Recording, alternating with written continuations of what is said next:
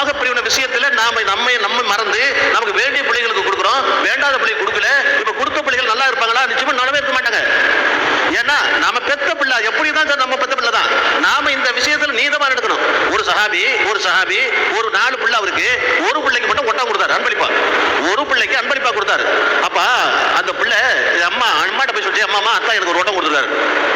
அந்த அம்மா சொல்லிச்சு, நீ ஒட்டகம் வாங்க கூடாது, ரசூல்லாட்ட போய் கேட்டுட்டு தான் நீ வாங்கணும். ரசூல் கூடும் என்று சொன்னால் நீ வாங்கிக்க. ரசூல்கிட்ட கேட்காம அந்த ஒட்டகத்தை தொடக்கூடாதுட்டாங்க. இவங்க நேரம் அந்த பையனும் அம்மாவும் ரசூல்கிட்ட வந்தாங்க. யார சொல்லா, இவருக்கு 4 பிள்ளை இருக்கு, இந்த பிள்ளைக்கு ஒரு ஒட்டகத்தை கொடுத்துட்டாரு, பாக்கி உள்ள பிள்ளை கொடுக்கல, இவர் ஏத்துக்கலாமா? எப்படி அந்த அம்மா மசாலா கேட்குது. அப்ப சல்லாத்தம் சொன்னாங்க, முடியாது, ஏத்துக்கலாம் கூடாதுட்டா. கொடுத்தா 4 பேருக்கு கொடு, நீங்க கொடுத்த அன்பளிப்பு திருப்பி வாங்கிக்கங்க. அந்த நோமாடி விஷயத்தை சொல்ல சாரி, அவர் நீ திருப்பி வாங்கிக்கின்றார். அவர் திருப்பி வாங்கிட்டார்.